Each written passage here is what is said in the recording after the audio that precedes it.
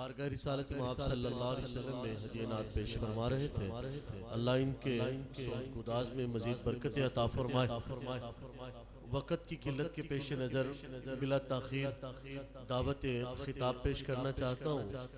ہمارے مخدوم قبلہ حضرت علامہ مولانا قاری خالد محمود نقشبندی دامت برکاتہم العالیہ کے برادر اکبر، جو کہ حال میں یعنی حال مقیم ناروے ہیں اور ابھی ہمارے سامنے تشریف فرمائے ہیں، تشریف لائے ہیں۔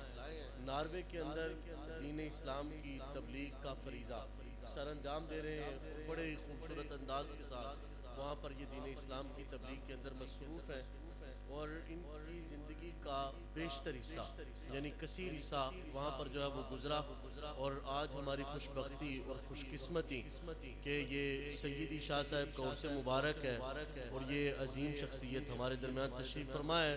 بلا تاخیر ملتمس ہوں استاذی و استاذ العلماء، استاذ الحدیث، عالم نبیل، فاضل جلیل حضرت علامہ مولانا قاری محمد صفوت اللہ مجددی صاحب سے آپ کی بارگاہ کے اندر مائک پیش کرتے ہیں، اور آپ اپنے ملفوظات عالیہ سے ہم سب کو مستفید فرماتے ہیں۔ نعروں کی گونج میں استقبال کیجئے نعرہ تکبیر، بآواز بلند نعرہ تکبیر، بآواز بلند نعرہ تکبیر، دونوں ہاتھوں کو اٹھا کے نعرہ رسالت، نعرہ رسالت، نعرہ رسالت، لبیک لبیک لبیک لبیک لبیک لبیک، تاجدار ختم نبوت، یہ ہاتھ نیچے نہیں آنا چاہیے، لبیک،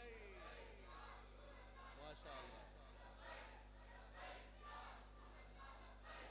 لبیک لبیک یا رسول، لبیک لبیک لبیک لبیک لبیک، نعرہ رسالت، نعرہ رسالت، حضرت علامہ مولانا قبلہ قاری صفوت اللہ مجددی سے۔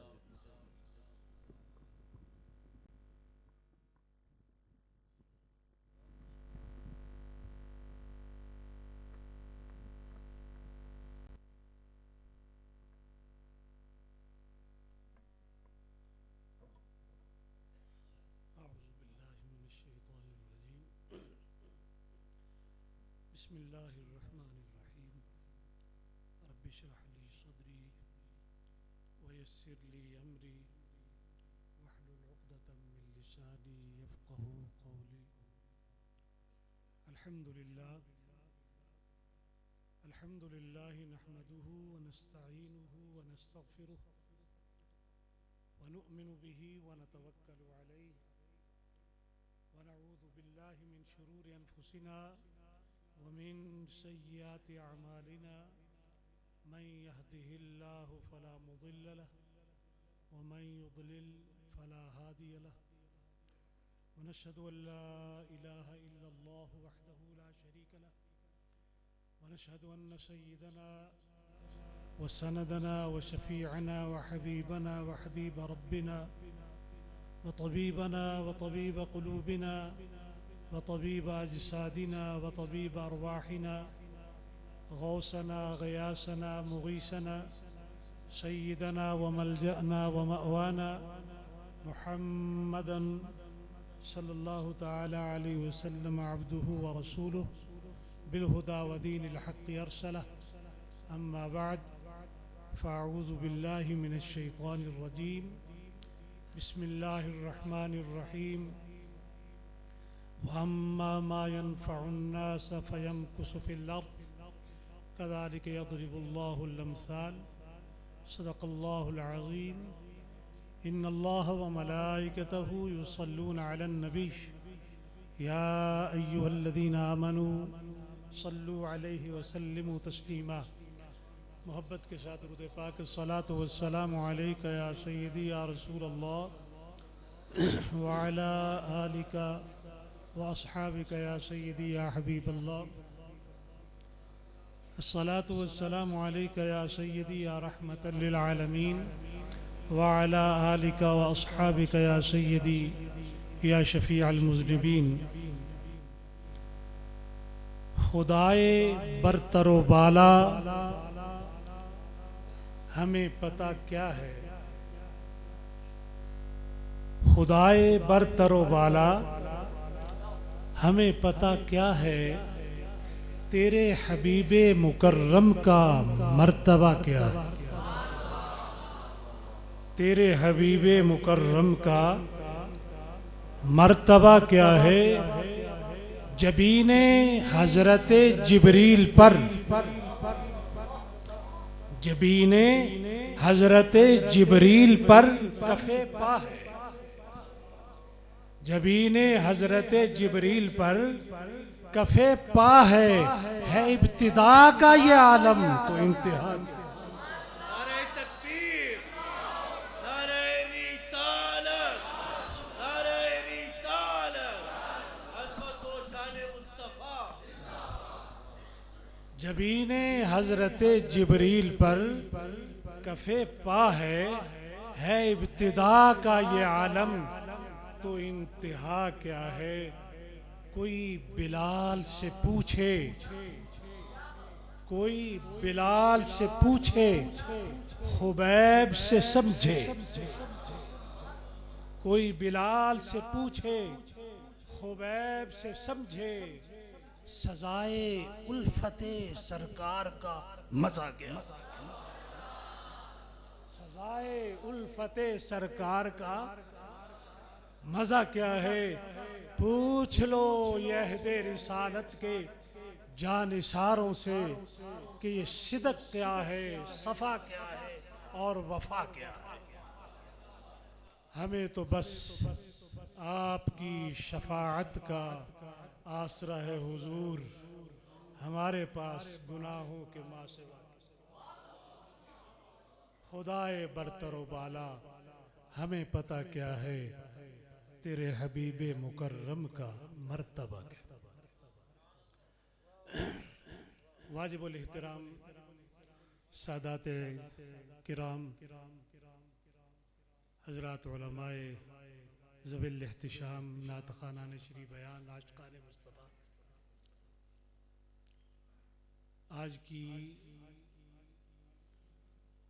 یہ اس سے پاک کی تقریب جس میں ہم سب حاضر ہیں،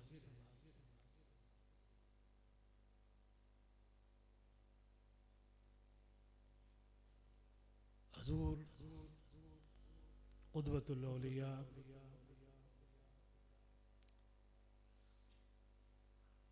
پیر طریقت رہبر شریعت پیر سید ضمیر الحق شاہ صاحب نور اللہ مرقدہ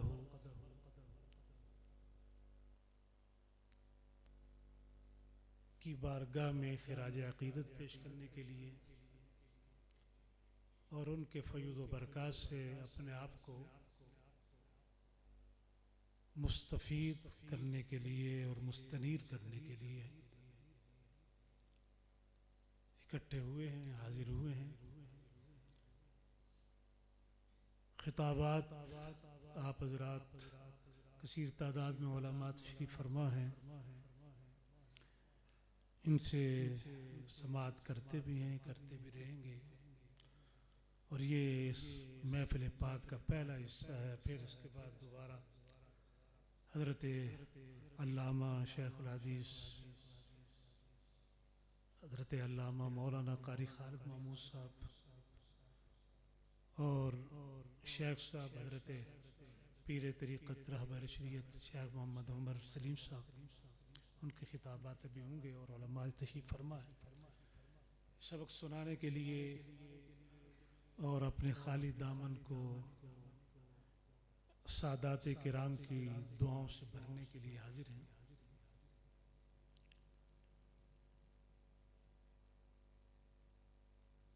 اللہ تعالیٰ جل جلالہ وعم نوالہ نے ہم سب کو پیدا فرمایا اور مقصد کا تعین خود فرمایا کہ تمہیں میری معرفت حاصل کرنی ہے، مجھے پہچاننا ہے، میری عبادت کرنی ہے۔ وما خلقت الجن والانس الا ليعبدون۔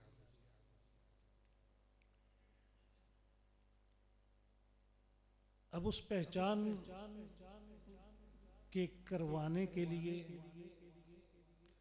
چونکہ اس کی ذات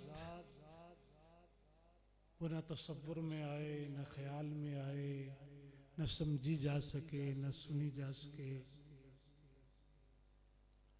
دور اتنا کہ تخیل کی رسائی ہے محال، اور قرب کا یہ عالم کہ ہے رگ جاں سے بھی قریب، وہ دور بھی ہے قریب بھی ہے۔ اس کو ہم پر رحم آیا، ہمیں اپنا عرفان عطا کرنے کے لیے ہمارے اور اپنے درمیان ایک ایسی مخلوق تخلیق فرمائی جو بظاہر ہم میں رہتے ہیں، ہم جیسے ہی نظر آتے ہیں، لیکن ان کی قوتیں اور ان کے ادراک اور ان کی شانیں وہ وراء الوراء ادھر سے وہ لیتے ہیں، ادھر ہمیں عطا کرتے ہیں۔ ہمیں جن ذرائع سے کچھ معلومات ملتی ہیں یا ہم دوسری چیزوں کا علم حاصل کرتے ہیں، وہ ہم سن کے کرتے ہیں، ہمارا سامعہ ہے یا ہمارا شامہ ہے یا ہمارا باصرہ ہے، دیکھ کے کسی چیز کا علم حاصل کرتے ہیں، سن کے کرتے ہیں، چھو کے کرتے ہیں، چکھ کے کرتے ہیں، سونگھ کے کرتے ہیں، جن کو حواس خمسہ کہا جاتا ہے۔ انہیں بھی یہی حواس عطا کیے گئے، لیکن جو مشینیں ان کی ان بظاہر کانوں کے پیچھے فٹ کی گئیں، ان میں اور ہمارے کانوں میں اور سماعت میں فرق کا عالم قرآن مجید بیان کرتا ہے۔ ایک نبی کی سماعت کو قرآن مجید اس انداز سے بیان کرتا ہے کہ حضرت سیدنا سلیمان علیہ السلام اپنے لشکر کے ساتھ جب گزر رہے تھے، چونٹیوں کی وادی سے گزرتے ہیں، تو قرآن مجید کہتا ہے حَتَّى إِذَا أَتَوْا عَلَى وَادِ النَّمْلِ قَالَتْ نَمْلَةٌ يَا أَيُّهَا النَّمْلُ ادْخُلُوا مَسَاكِنَكُمْ لَا يَحْطِمَنَّكُمْ سُلَيْمَانُ وَجُنُودُهُ وَهُمْ لَا يَشْعُرُونَ فَتَبَسَّمَ ضَاحِكًا مِّن قَوْلِهَا۔ چونٹیوں کی ملکہ بولتی ہے، وہ چونٹیوں اپنے اپنے بلوں میں چلی جاؤ، کہیں حضرت سلیمان علیہ السلام کا لشکر بے خبری میں تمہیں راؤنڈ نہ ڈالے۔ اس کے خطاب کو سلیمان علیہ السلام سنتے بھی ہیں، سمجھتے بھی ہیں اور مسکراتے ہیں۔ یہ قوت سماعت، بظاہر کان تو ہمارے بھی ہیں، اور ہمارے قوت سماعت کا عالم کیا ہے کہ ہم چونٹی کو اٹھا کر کان کے اندر بھی رکھ لیں تو آواز نہ آئے، لیکن اللہ کا نبی اس کی آواز کو سن بھی رہا ہے، سمجھ بھی رہا ہے۔ یہ اللہ کے نبی کی قوت سماعت کو قرآن مجید نے بیان کیا، اور حضور اقدس صلی اللہ تعالی علیہ وسلم بھی ایک موقع پر ارشاد فرماتے ہیں، جب معراج سے واپس آتے ہیں تو حضرت بلال سے فرماتے ہیں، بلال کون سا عمل کرتے ہو کہ میں نے اپنے آگے جنت میں تمہارے چلنے کی آواز کو سنا؟ اپنے آگے آگے کہ حضرت بلال جنت میں ابھی گئے نہیں، مکہ میں چل رہے ہیں۔ یہاں معاملات دو ہو سکتے ہیں کہ مکہ میں چلے بلال، جنت میں حضور نے ان کے قدموں کی آواز کو، چلنے کی آواز کو سن لیا، تو بھی معاملہ درست کہ سرکار کی قوت سماعت کا عالم یہ ہے کہ جنت میں جا کر بھی زمین پر چلنے والے اپنے غلام کی آواز کو، چلنے کی آواز کو سنتے بھی ہیں، سمجھتے بھی ہیں کون چل رہا ہے۔ اور اگر یہ کہا جائے کہ ابھی وہ جنت میں گئے نہیں، جب جنت میں جائیں گے، چلیں گے، اور جو آواز پیدا ہوگی اس کو حضور پہلے ہی سن رہے ہیں۔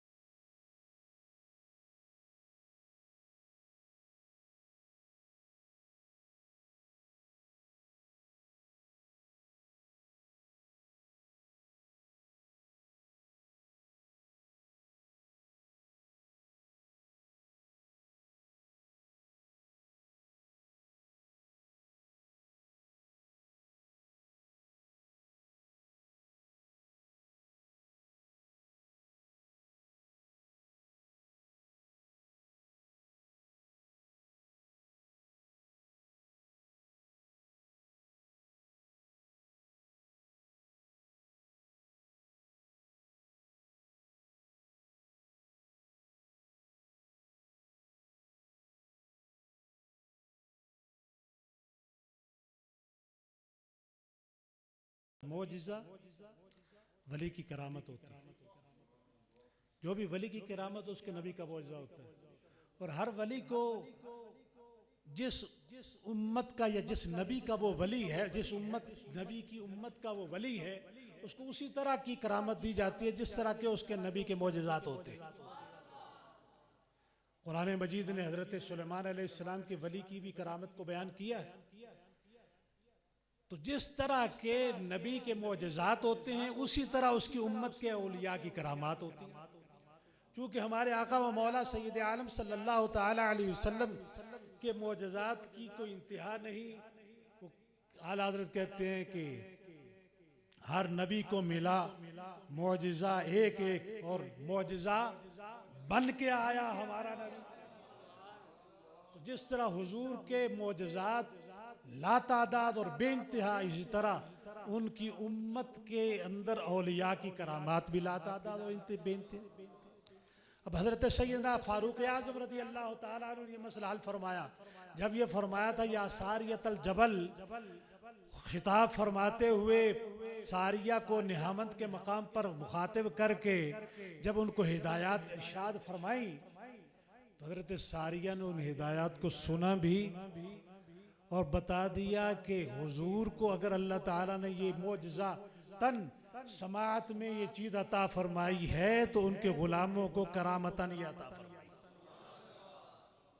ان کے غلام وہ بھی نزدیک اور دور سے وہ آواز کو سنتے بھی ہیں، سمجھتے بھی ہیں، عمل بھی کرتے ہیں، آواز پہنچا بھی سکتے ہیں. قرآن مجید نے اس کو بیان فرمایا. اللہ تعالیٰ نے حضرت ابراہیم علیہ السلام کو جب حکم ارشاد فرمایا وَأَذِّنْ فِي النَّاسِ بِالْحَجِّ يَأْتُوكَ رِجَالًا وَعَلَىٰ كُلِّ ضَامِرٍ يَأْتِينَ مِنْ كُلِّ فَجٍّ عَمِيقٍ، اے ابراہیم لوگوں کے اندر حج کا اعلان کرو، یہ دور دراز سے تیز رفتار سواریوں پر سفر کرتے ہوئے یہاں پر پہنچ جائیں گے. حضرت سیدنا ابراہیم علیہ السلام جبل ابی قبیس پہ چڑھ کے اعلان فرماتے ہیں، اور وہ جب اعلان کرتے ہیں تو اس آواز کو عالم دنیا والے بھی سنتے ہیں، عالم ارواح والے بھی سنتے ہیں، قریب والے بھی سنتے ہیں، دور والے بھی سنتے ہیں. اور جس نے جتنی بار لبیک کہا تھا اس سب کو اتنی بار حج نصیب ہوتا. تو اب یہ آواز کو پہنچا بھی رہے ہیں، ادھر وہ پہنچاتے ہیں، ادھر یہ سنتے ہیں.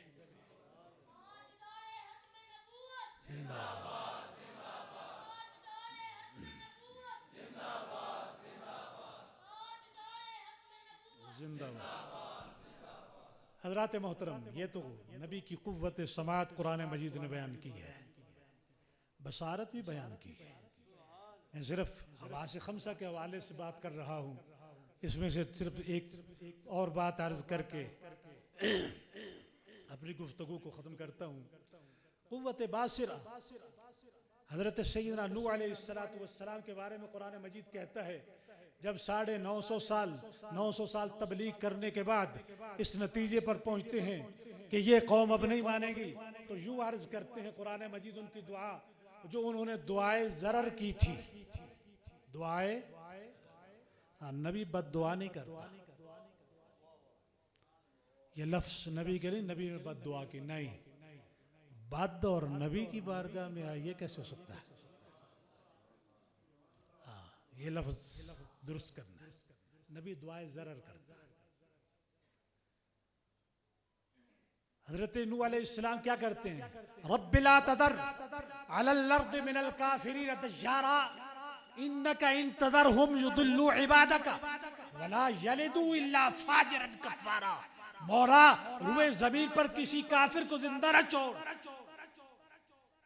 اس لیے کہ یہ بھی بے ایمان ہیں اور آئندہ ان کی جو اولادیں ہوں گی وہ بھی بے ایمان ہوں گی. ہم تو سامنے والے کے ظاہر کو صرف دیکھتے ہیں، اندر نہیں دیکھ سکتے.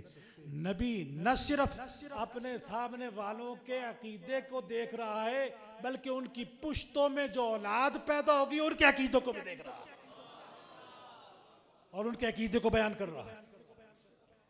ہمارے آقا نے بھی دیکھا طائف کے میدان میں جب ان کو پتھر لگے، کافروں نے پتھر مارے تو حضرت جبریل علیہ السلام کے ساتھ مختلف ڈیوٹی پر موجود فرشتے حاضر ہوتے ہیں اور عرض کرتے ہیں یا رسول اللہ اگر اجازت ہو تو ان کو نیست و نابود کر دیا جائے. تو حضور کیا ارشاد فرماتے ہیں؟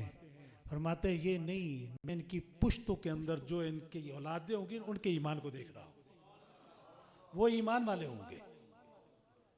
پشتوں کے اندر ہونے والی اولاد کے ایمان کو حضور دیکھ کر دعا کر رہے ہیں، یا اللہ میں ان کے لیے رحمت کی دعا کرتا ہوں، ان پر مہربانیاں فرما.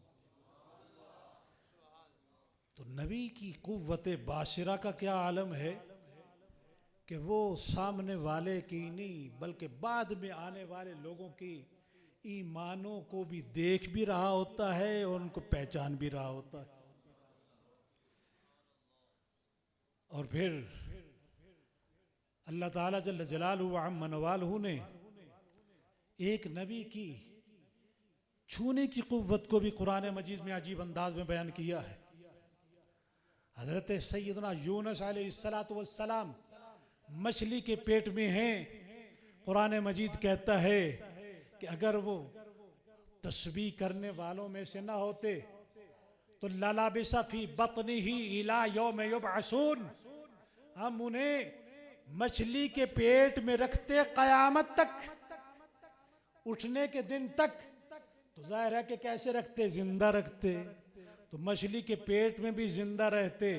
اب نبی کی یہ چھونے کی قوت ہے اور یہ جسم ہے نبی کا کہ اس کو کوئی چیز فنا نہیں کر سکتی. یہ نبی کی قوت. فرمایا زندہ رکھتے لَلَبِثَ فِي بَطْنِهِ إِلَى يَوْمِ يُبْعَثُونَ. لیکن انہوں نے تسبیح کی، دعا کی. کیا دعا کی؟ سورہ انبیاء میں ان کی اس دعا کا ذکر قرآن مجید کرتا ہے.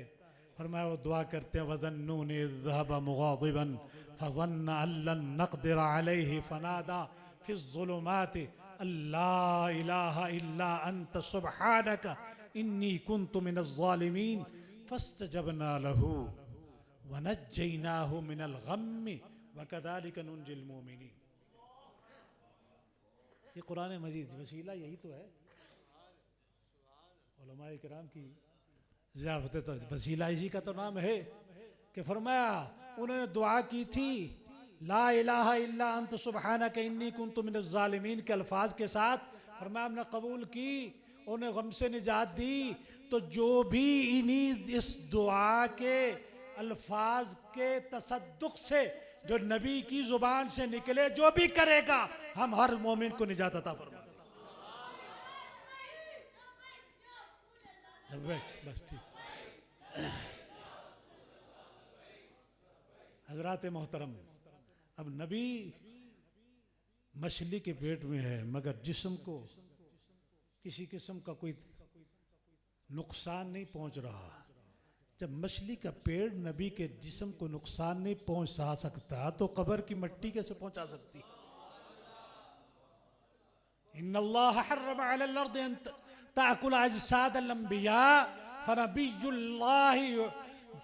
اللہ حی یرزق. اللہ کے نبیوں کے جسموں کا کھانا زمین پر حرام کر دیا گیا ہے. اللہ کے نبی زندہ ہوتے ہیں، رزق دیا جاتا ہے. اور پہلے عرض کر چکا ہوں جو نبی کا معجزہ ہوتا ہے وہ ولی کی کرامت ہے.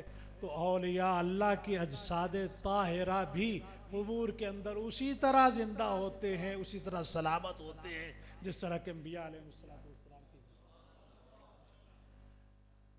تو حضرات محترم، اللہ تعالیٰ جل جلالہ وعم نوالہ نے یہ ہمارے اور اپنے درمیان جو وسیلہ اور واسطہ ان انبیاء اور اولیاء کی ذوات قدسیہ کو بنایا ہے، ان کے ظاہری حواس خمسہ میں بھی وہ قوتیں رکھی ہیں جو ہمارے اندر نہیں ہیں، کہ ادھر سے پھر لیتے ہیں اور ہمیں عطا فرماتے ہیں.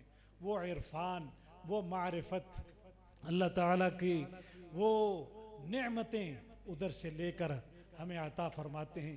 اسی وجہ سے ہم ان اولیاء کی بارگاہ میں حاضر ہوتے ہیں، ان کے اعراس پر حاضر ہوتے ہیں تاکہ ان کے ذریعے سے رب تعالیٰ ہمیں دنیاوی اور اخروی تمام نعمتیں عطا فرمائے۔ اللہ تعالیٰ جل جلالہ عم نوالہ کی بارگاہ میں عرض ہے، واقعات یہ ابھی تو صرف 3 حصوں کی بات کی، باقی بھی اگر چلیں تو پھر جو ان کی حواس باطنیہ ہیں، یہ حواس ظاہرہ ہے، پھر حواس باطنیہ ان کی بات کریں تو وہ بات پھر بڑی لمبی ہے، بے علماء کا جمع غفیر ہے۔ اللہ تعالیٰ جل جلالہ عم نوالہ ہماری حاضری کو قبول و منظور فرمائے، اور سید ضمیر الحسن شاہ صاحب رحمۃ اللہ تعالیٰ علیہ کے درجات کو بلند فرمائے، ان کے صدقے میں ہم سب کی مغفرت فرمائے۔ وآخر دعوانا الحمدللہ۔